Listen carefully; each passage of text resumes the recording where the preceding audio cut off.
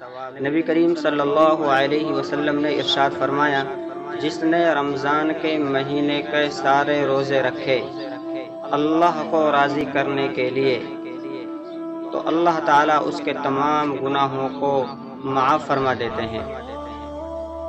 میرے بھائی اور دوستو، آپ صلی اللہ علیہ وسلم کا مبارک ارشاد ہے کہ روزے دار کی منہ کی بدبو اللہ کے نزدیک مشک سے بھی زیادہ پیاری ہے، اور قیامت کے دن اللہ تعالیٰ روزے کا بے حد ثواب دے گا۔ بخاری شریف میں روایت ہے کہ روزے داروں کے لیے قیامت کے دن عرش کے نیچے دسترخوان چنا جائے گا، اور وہ لوگ اس پر بیٹھ کر کھانا کھائیں گے، اور سب لوگ ابھی حساب ہی میں پھنسے ہوں گے۔ اس پر وہ لوگ کہیں گے کہ یہ لوگ کیسے ہیں، کھا بھی رہے ہیں اور ہم ابھی حساب ہی میں پھنسے ہوئے ہیں۔ ان کو جواب ملے گا، یہ لوگ روزہ رکھا کرتے تھے اور تم لوگ روزہ نہیں رکھتے تھے۔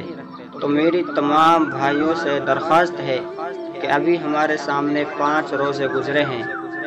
سارے بھائی جو روزے بچ رہے ہیں ان کو رکھے، کیونکہ ایک روزے کا بلا کسی عذر کے چھوڑ دینا اور پھر تمام عمر روزے رکھنا اس روزے کے ثواب کو نہیں پہنچ سکتا۔ اس لیے جو روزے ہمارے سامنے ہیں ہم ان روزوں کو رکھیں۔ وآخر دعوانا ان الحمد